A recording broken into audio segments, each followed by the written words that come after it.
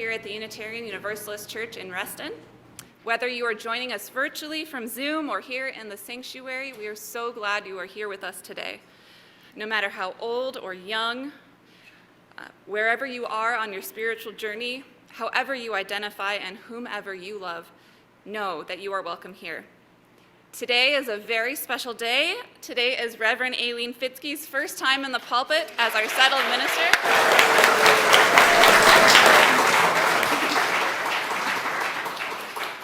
We are so pleased to have you join us today, Reverend Aileen.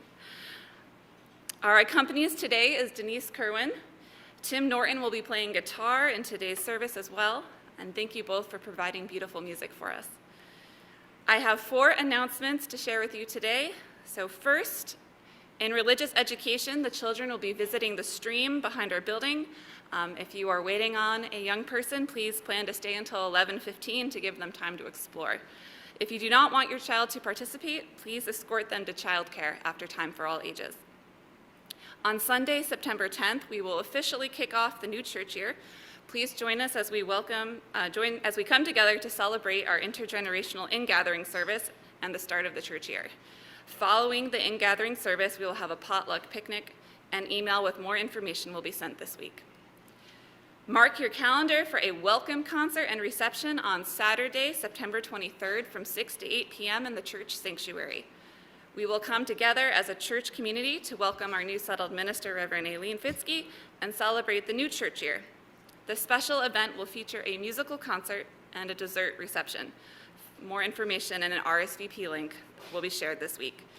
Lastly, if you ordered a UCR t-shirt, as you can see, they are here. Beverly, she's raising her hand on the left if you're here today and would like to pick yours up. She will be happy to hand them to you. All right, and now let us center ourselves for worship. Please take some deep, quieting breaths with me.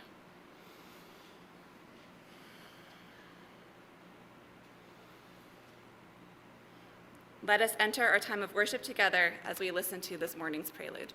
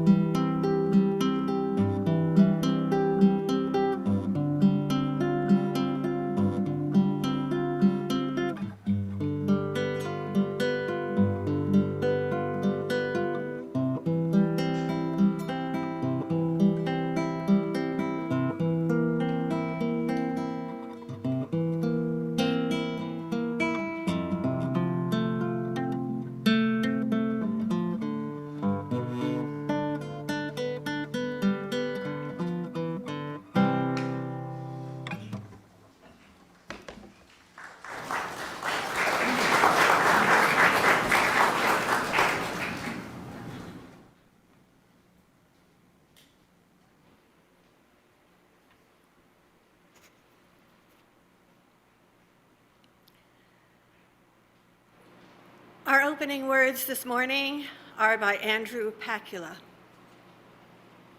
Come into this circle of community. Come into this sacred space. Be not tentative, bring your whole selves. Bring the joy that makes your heart sing. Bring your kindness and your compassion. Bring also your sorrow, your pain. Bring your brokenness and your disappointments. Spirit of love and mercy, help us to recognize the spark of the divine that resides in each one of us. May we know the joy of wholeness. May we know the joy of being together.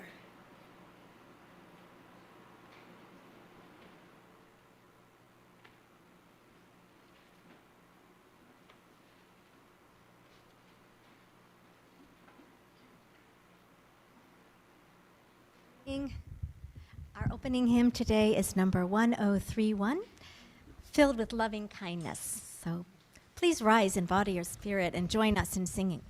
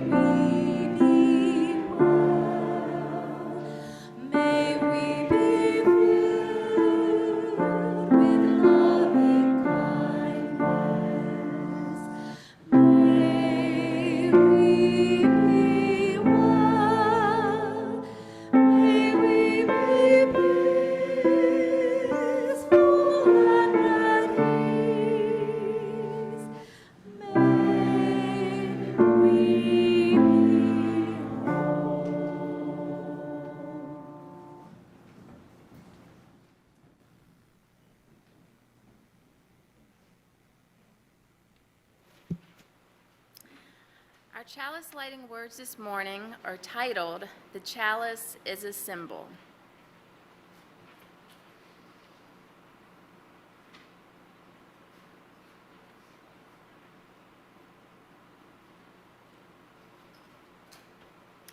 They were written by Reverend Deborah Falk, who served as minister at the Unitarian Church of Calgary.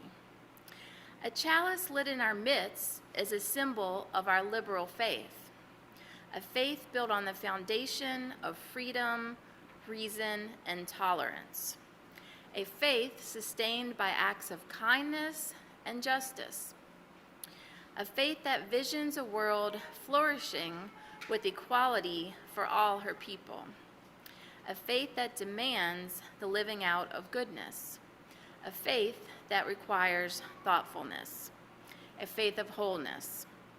This tiny flame is a symbol of the spark of all this within each of us.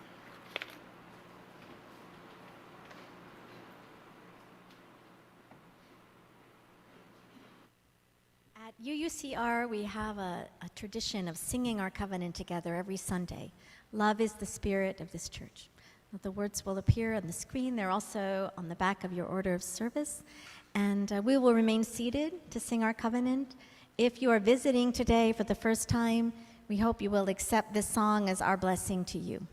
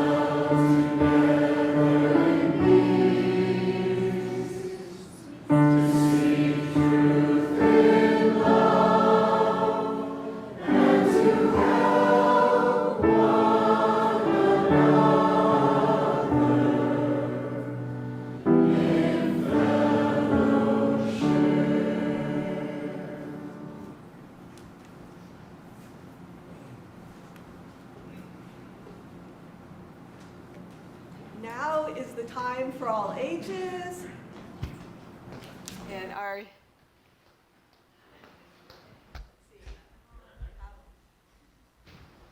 okay. Good morning.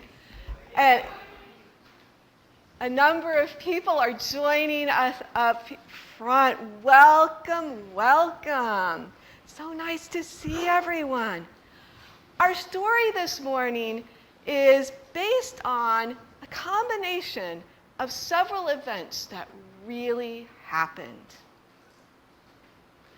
Every day at lunch, 12-year-old Todd sat all by himself. Often, no one else was at the table or in the seats around Todd. It seemed like he didn't really care, but one day, Antoine, one of the star football players, was standing in line and looked over at Todd. He remembered how people had teased Todd especially cruelly that morning. And he thought, even though Todd sometimes waved his arms for seemingly no reason, and sometimes, or often, Todd talked about the moon and planets during math and English class. Despite all of that, Antoine didn't think that Todd deserved to be treated meanly. He also thought that even though it didn't seem like Todd cared that he had no friends, maybe he'd like to talk with someone at lunch. So Antoine grabbed a slice of pizza and went over to Todd's table. He asked if he could sit down, and Todd nodded yes. As he sat down, Antoine said, "Hi, I'm Antoine. We're in some classes together. You're Todd, right? Do you have a favorite class?" And Todd said, "Yes, I really like earth science, especially astronomy. Want to hear about my telescope?" Antoine wasn't certain he really did, but he said, "Sure." And as he listened to Todd, he was amazed at how much Todd knew about space and about how much fun it sounded like looking through a telescope could be. One of the lunch monitors, or volunteers, was friends with Todd's mother, Carla. And the volunteer took a photo after seeing this and sent it to Carla. When Carla saw the photograph, she was so excited to see it, with Todd smiling bigly, with a huge grin, as he sat across from Antoine, who was wearing the football jersey for the school. She thanked Carla and then shared her feelings in a post. She wrote, "I'm in tears seeing this photo of my son sitting with a football player. Every day I worry about him being all alone.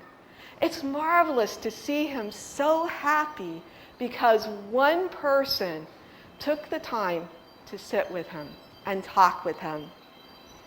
The next day, a couple of Antoine's friends and Antoine sat with Todd. They talked about what they had done the night before, and Todd told them about his telescope and the latest NASA photos. At this time, the post was going viral. People were seeing it.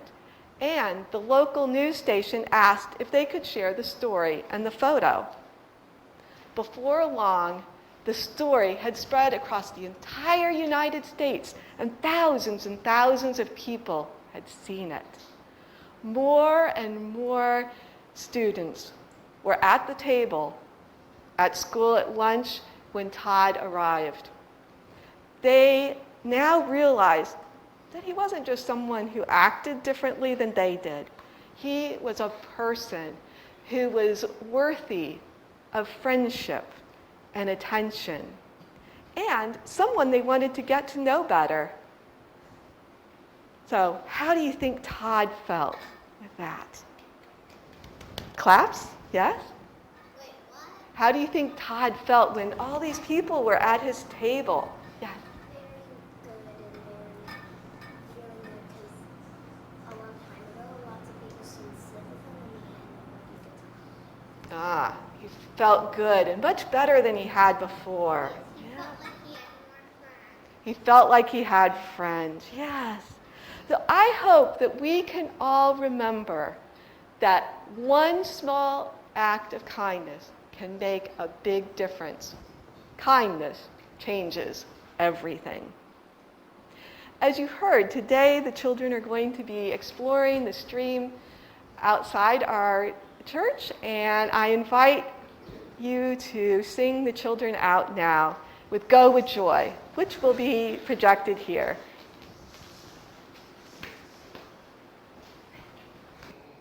And here they come.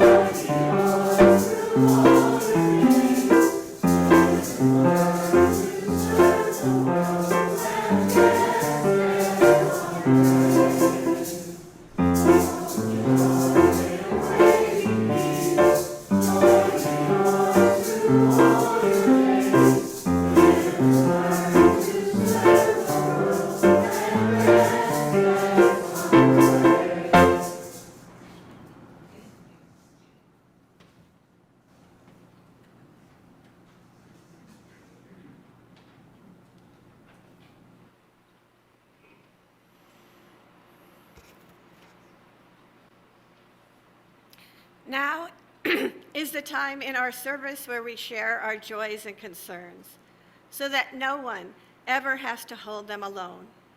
If you are joining us remotely this morning, you may wish to light a real or virtual candle wherever you are to mark what is on your heart. As members of the in-person congregation here at UUCR, please place stones in the water here in the sanctuary. If those of you at home would like to share what is on your heart today, in the congregational chat on the screen, please write to all attendees, and please remember that what you share will be public. Those at home may then read others' joys and concerns shared in the chat, and then enter into your own time of reflection and prayer. As we listen to Tim play our meditation music.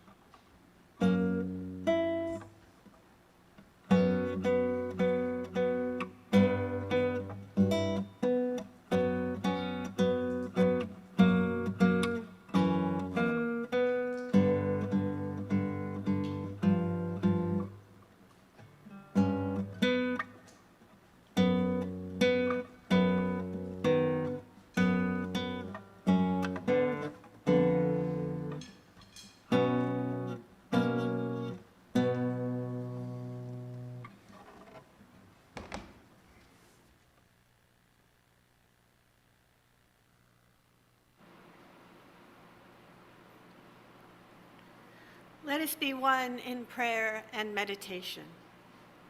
Spirit of life and love that so faithfully animates our creation, we are grateful for this community that is with us in both times of joy and sorrow. We hold in our hearts this morning all who are facing hardship or difficulty, those who are grieving or facing illness or disability in themselves, friends, or loved ones. In particular this morning, we hold in our hearts and prayers the victims of the wildfires in Hawaii, their families, and all those who are facing hardship as a result. And for them, we're going to light a candle.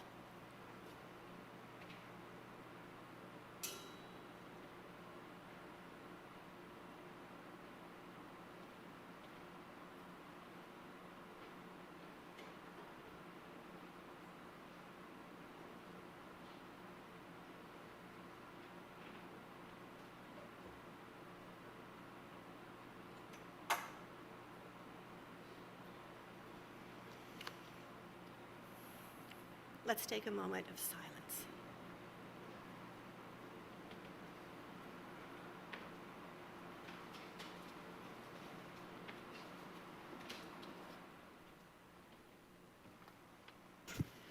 As a self-funded church, UCR relies on the generosity of its members and friends to fund daily operations and to ensure that the church and its resources are here for us and others now and in the future.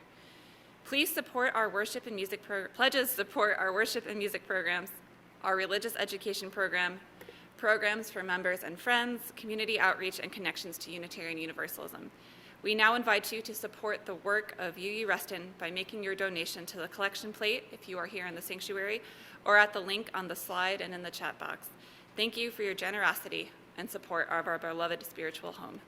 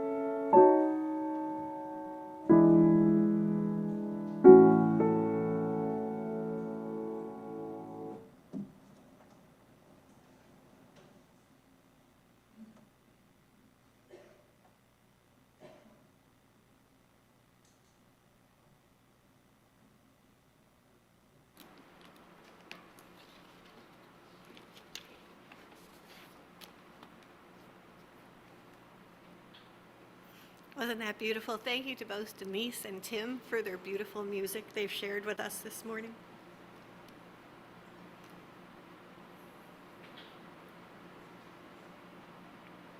There was this study done in the 1970s in which the researchers wanted to find out what might affect caring behaviors. The study took place at Princeton University, using seminary students who were studying for the ministry. The study had several conditions. In the first condition, the students were told they would be preparing to give a presentation on a neutral topic, career goals of seminary students. They were then asked to give their presentations at another building. After the first preparation session was over, different groups of students were told one of the following instructions. The first preparation session had run way over time, and they were several minutes late to the building where they were to give their presentations. The second group was told that the first preparation session had run longer than expected, and they only had a limited time before they would be late for their presentations in the second building. And the third group was told that the first preparation session had run early, so they had plenty of time to get to the second building. A second group of seminary students was asked to prepare a presentation on the biblical story of the Good Samaritan, a story in which helping behavior is central to the story. And again, the different groups of these students were given the information that they were either late, almost late, or early for their second preparation session. The actual point of the study was to observe helping behaviors, because between the first building and the second building, on the only route between the two buildings, there was a person who was lying on the ground who appeared to be obviously hurt or in pain. Would the fact that one set of students had just prepared a presentation based on a biblical story of helping behavior, would that affect whether they stopped and helped or not? And the second thing they wanted to see was whether rushing would prevent students from stopping and helping. So I'm going to have you guess, which conditions do you think the majority of students stopped and helped?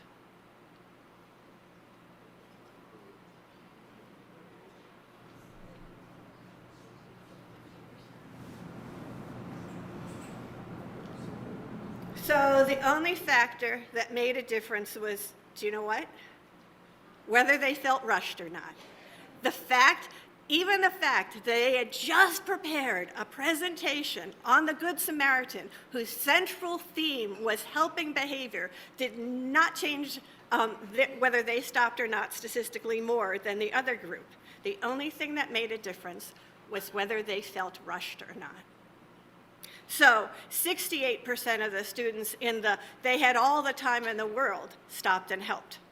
In the "you are late for the first session," only 14% of the students stopped and helped.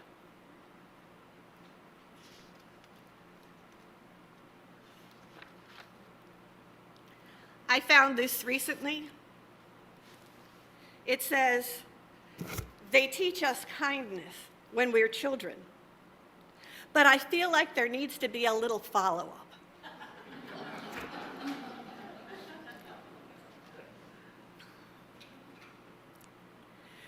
In their book on kindness, authors Adam Phillips and Barbara Taylor write, "The pleasure of kindness is that it connects us with others. But the terror of kindness is that it makes us too immediately aware of our own and other people's vulnerabilities. Kindness, in other words, opens us up to a world or worlds of other people in ways that we both long for and dread." I know a man who almost always has a stack of $10 bills with him because he knows in the course of his daily commute into a large city, he will inevitably run into people who are unhoused, and he wants to be able to give them something.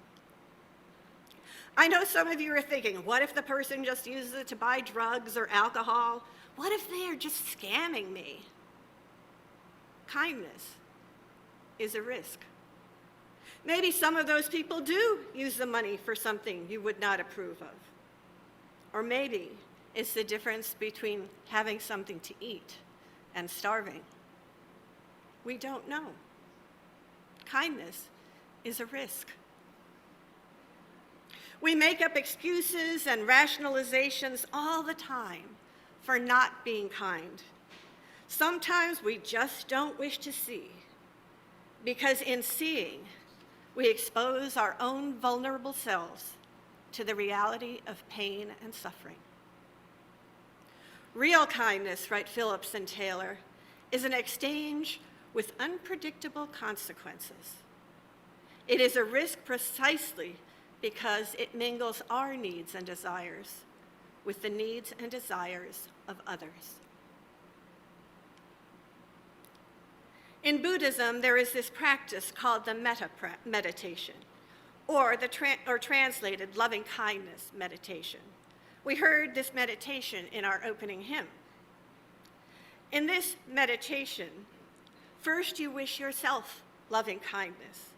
May I be happy. May I be peaceful. May I be well. And then you think of someone you love deeply. May you be happy. May you be peaceful. May you be well. And eventually you are asked to think of someone you do not like, who is giving you grief and with whom you have conflict. May you be happy. May you be peaceful. May you be well. The loving kindness meditation is meant to put us in a frame of mind, not only to wish others and ourselves well, but to cultivate an ongoing mindset of kindness. In one sense, doing random acts of kindness is easy, but in another sense, our society can train us to be indifferent or even cruel, and circumstances may allow us or even dictate us to cultivate attitudes of indifference and cruelty. And we do this because all the troubles in the world can be overwhelming, and we think, what could I possibly do to make this better? And then we hear the story of the young boy who, after a massive storm, finds the beach littered with hundreds, if not thousands, of starfish.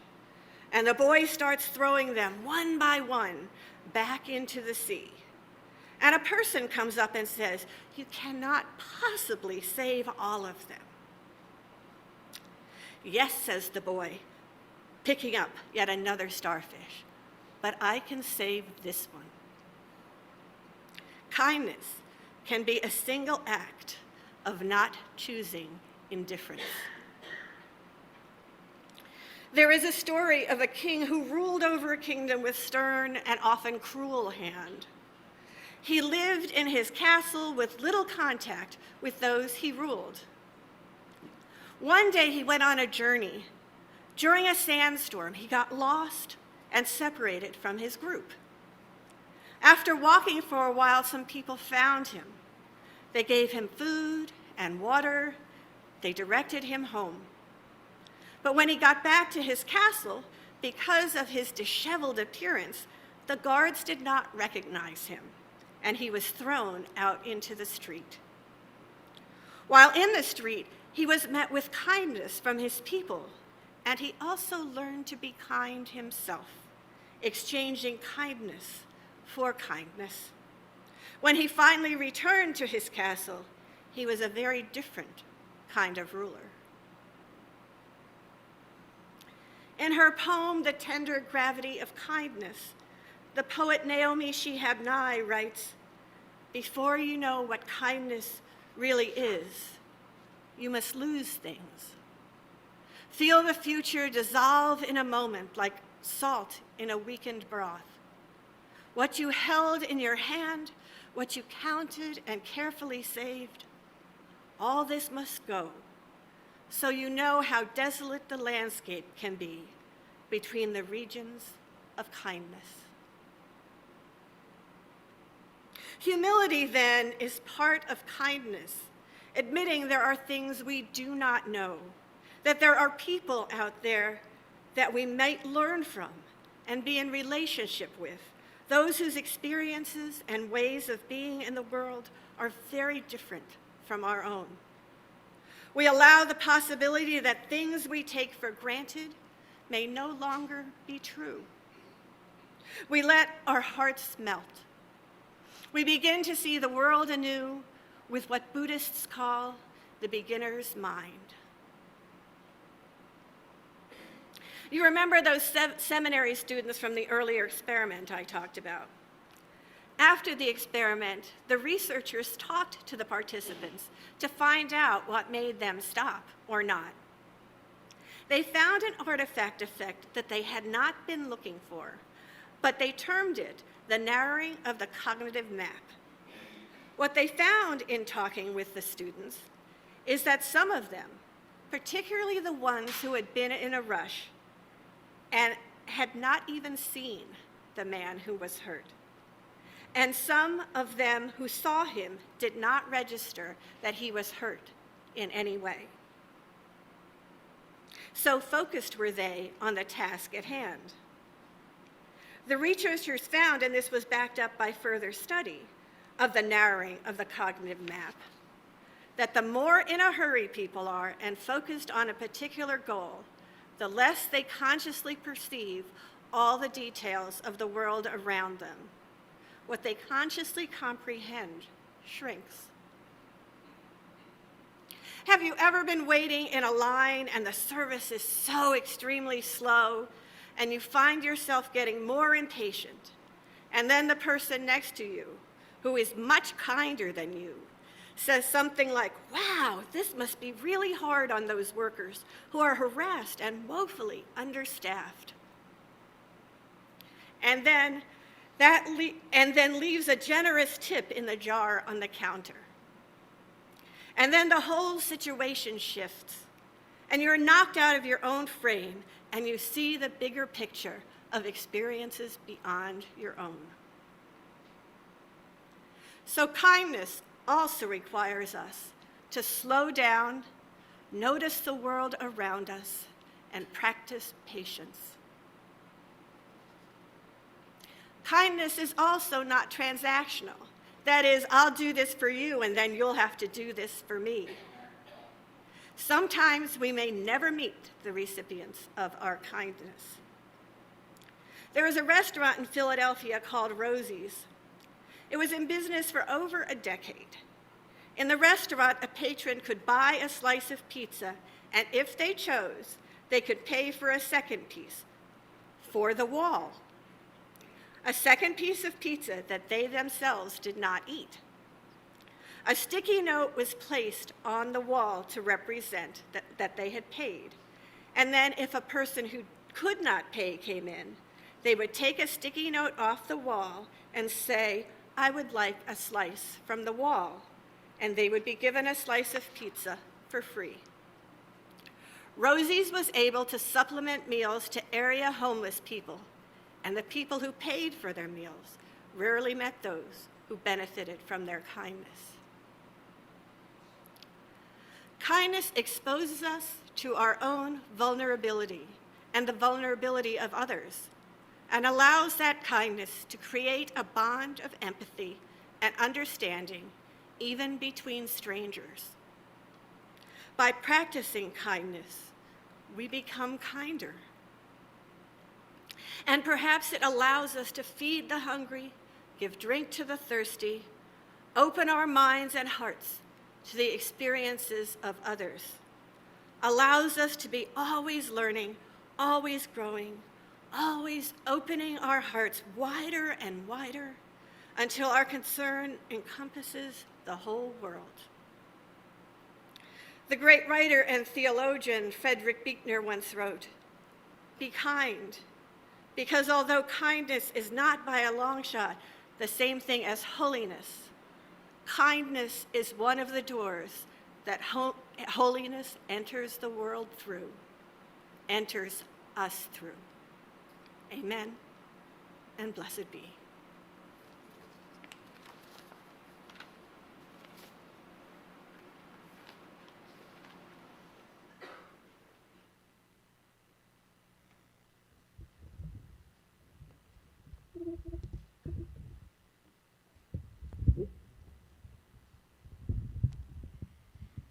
Our closing hymn is number 1008, When Our Heart is in a Holy Place. Please rise as you are willing or able, in body or spirit, and join us in singing.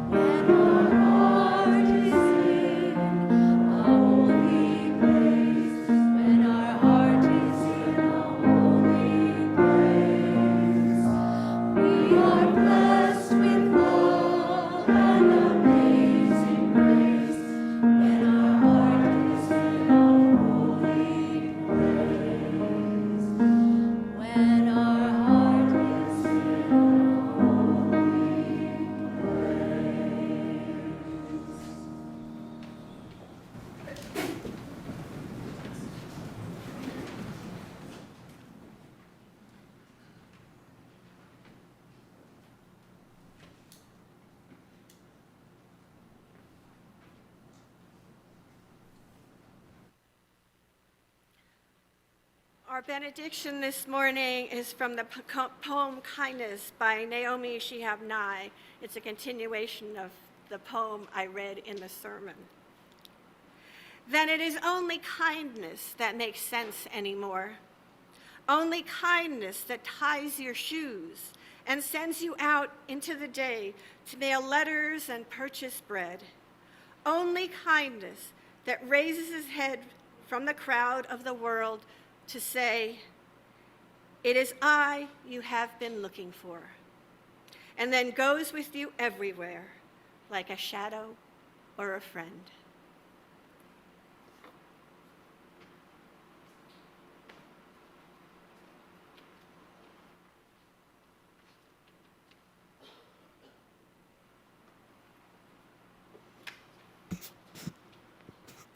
We now extinguish this flame.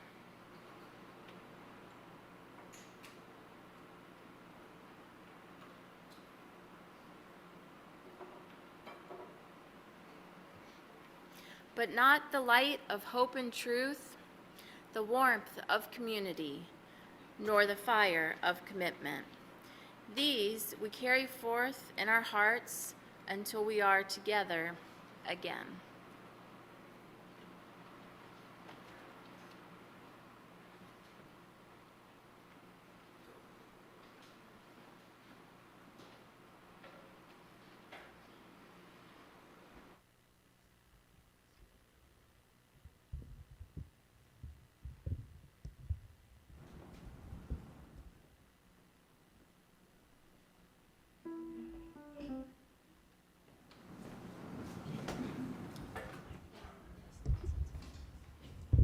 Our postlude today will be something we will invite you to join in with us.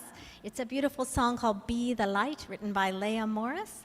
And she was inspired to write this when she heard Amanda Gorman's beautiful inaugural poem, The Hill We Climb. There we go. So the words are up there, and they're also on the back of your order of service. So we're going to take just a brief moment to learn the song together. And then, with the help of my choir friends up here who came today at 9 a.m. to learn this song to help you sing with me.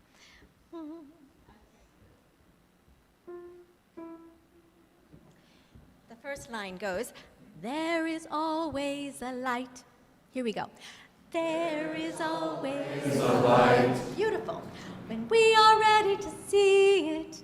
When we are ready to see it. There is always a light. There's always a light. When we are ready to be it. When we are ready to be it. Beautiful. Now we're going to do a big jump. To see the light, to be the light.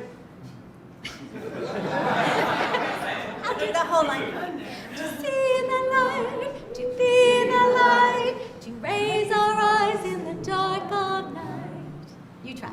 To see the light. To be the light, to raise our eyes in the dark of night. Let's do that one more time. To see the light, to be the light, to raise our eyes in the dark of night. Awesome. To climb this hill. To climb this hill. Together we will.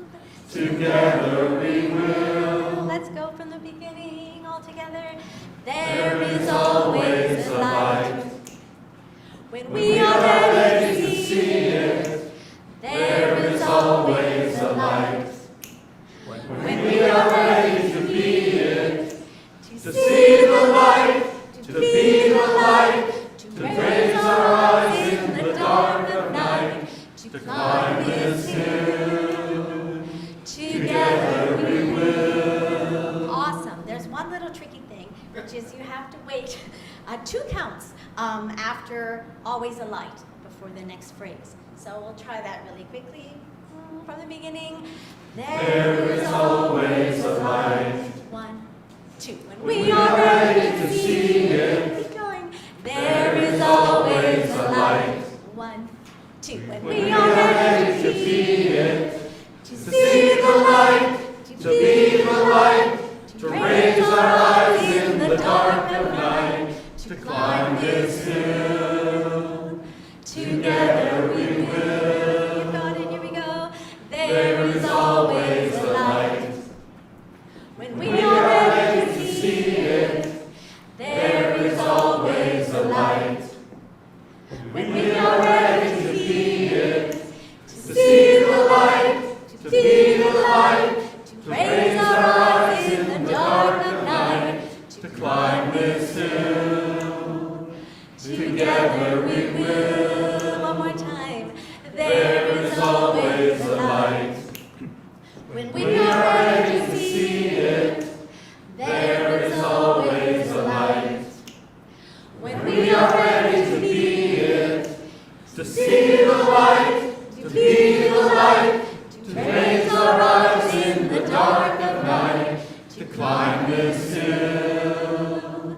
Together we will. That was beautiful. We're going to do it one more time, and this time, my soprano friends over here, we're going to sing an accompaniment with you, a little bit of harmony. So don't let that throw you off. All of the choir members over here are going to be singing your part with you. Okay, are you ready? So here we go.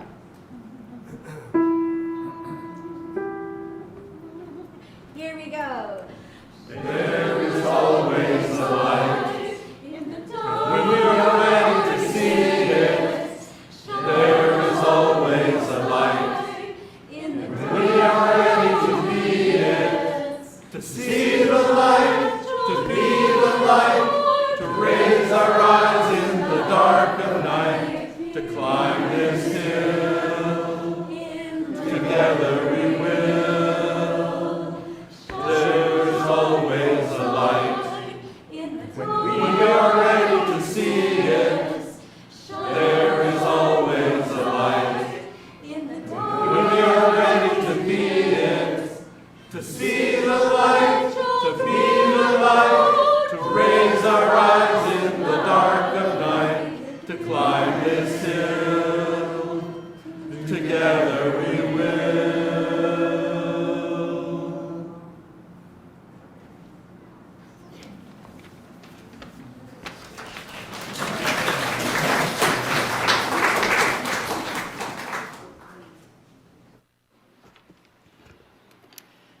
Thank you, Cynthia and the pop-up choir. We invite our congregants to join us for coffee and tea and fellowship out in the foyer. Those attending worship on Zoom can join us for our virtual Greet Your Neighbor coffee hour to discuss the service theme and enjoy fellowship with our other congregants. The link is in the chat box and will be on a forthcoming slide. We hope you will use the chat box as a virtual receiving line to leave a message about your appreciation for the worship service. I wish you all a great week with many opportunities to practice kindness. And I wish also our young people a great first week of school, so I wish their parents well too. It's early in Loudon, so thank you all.